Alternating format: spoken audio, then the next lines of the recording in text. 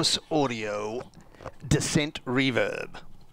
And I'm going to try the impossible now. I'm going to try to get through 5 minutes without this going out of tune. It's a Gretsch Nashville playing through a Gretsch Playboy. Right, this is my unaffected sound.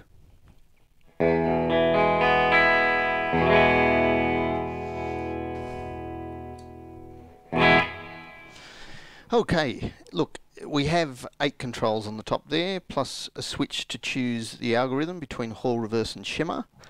I'll very quickly go through the back of the pedal. You've got a single input, stereo outputs, left is a mono, an expression pedal input, a 9 volt, it runs off 9 volt power, and it has a remote foot switch. This is a reasonably large unit, so you can place it somewhere that suits you, and you can run a very small control unit with just the foot switches there. Alrighty, to simplify things, these 3 controls on the bottom row are dry, octave below and an octave above.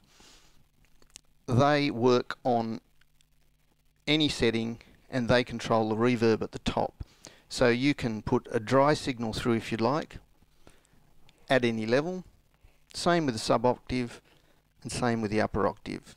I'll just fiddle around with that just for a second for you. Right, that's just a dry signal through. I'll put just the sub-octave. Very, very dark, deep reverb there.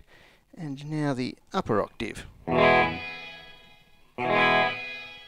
Okay, so these two, the below octave and above octave, can provide a sort of a shimmer effect through either the Hall, Reverse and Shimmer setting. Just to go through the knobs up the top, I'll put the dry signal only through. Okay, we're in Hall setting. The wet mix and dry mix don't change at all during, they don't change function at all. They basically mix in dry or wet signal to your preferred level. Alrighty. Now, set in Hall, we've got the reverb time, which basically gives you how long the reverb sounds for. That's at its lowest, all the way through to still going. Okay, we'll pop that down. The middle controls diminish. Now it is a diffusion control, which Walrus Audio explained that it's like selecting the room. Set to its counterclockwise position, it should reflect like a flat wall, and set all the way to its clockwise position, it should absorb more of the reflections. Okay. Now the next one is the tweak. It basically is a damping control. It's a tone control really for the reverb reflections. So I'll pop that right up. Now in the fully counterclockwise position, it gives you a darker or warm reflection.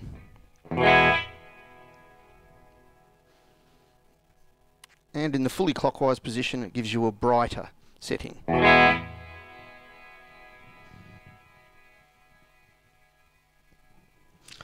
Alrighty. Now, to choose to get a less feedback occurring, all you do, feedback of the reverb, is you just put the wet signal down. There we go.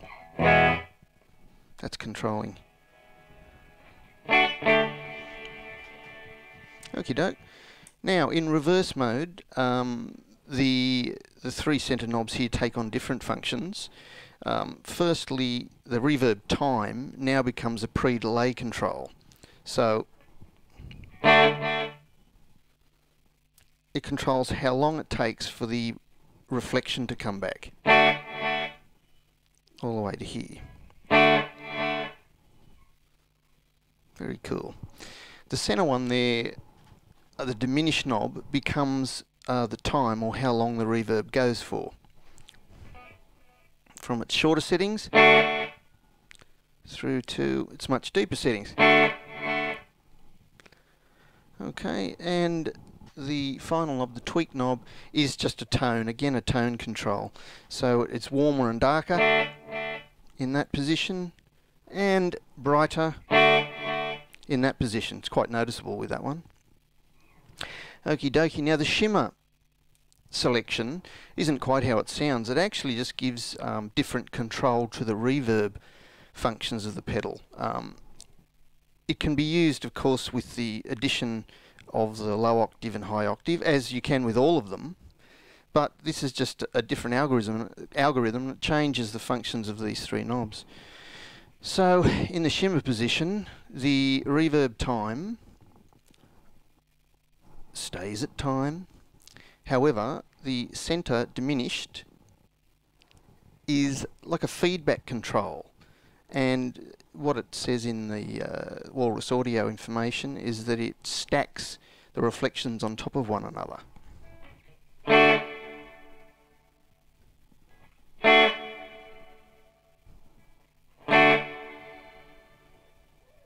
You can just hear this at the very end of that, a little bit of the shimmer. Right, and the final one there is the tweak knobby, and that is now becomes the diffusion control. So it gives you the size of the room and the reflectiveness. Whoop, put it at its least.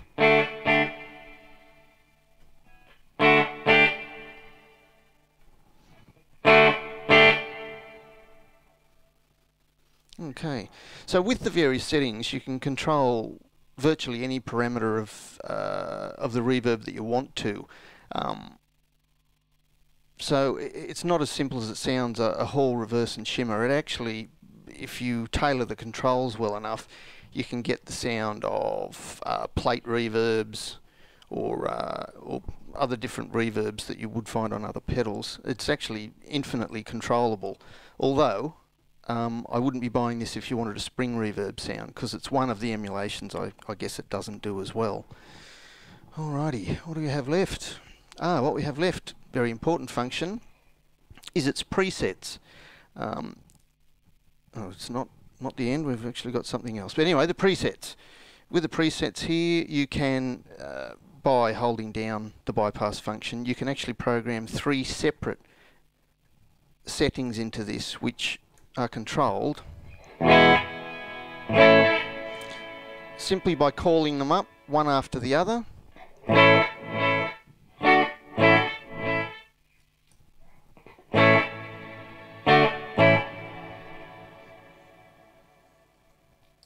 Alright, and then back to the setting that we've got it on.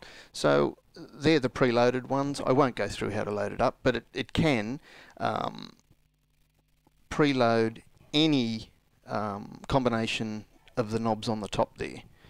Alright, and actually our last function is the expression pedal here, which is excellent.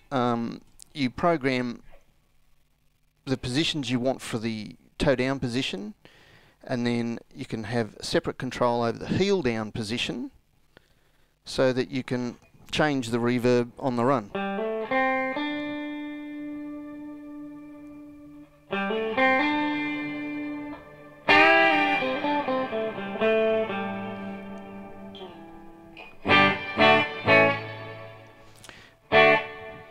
Alright, in the heel down position I've just got the reverb, and in the toe down position I've got the shimmer on. I should say I've got the plus or minus sub-octave or the upper octave on. Now I haven't gone through those because you can use these with any of the settings, Hall, reverse or shimmer, to give you a different desired sound.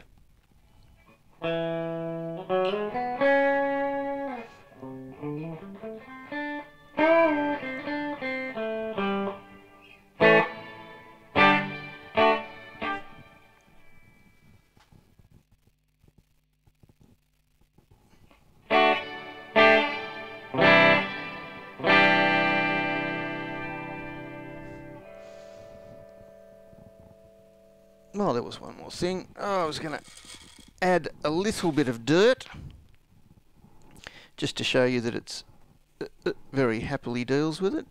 Got the Walrus Mayflower. Ooh, that's not plugged in. That's better.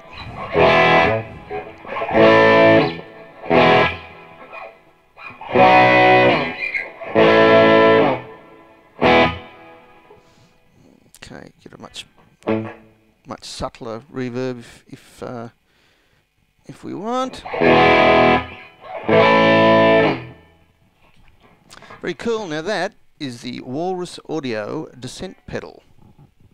Thanks very much for watching.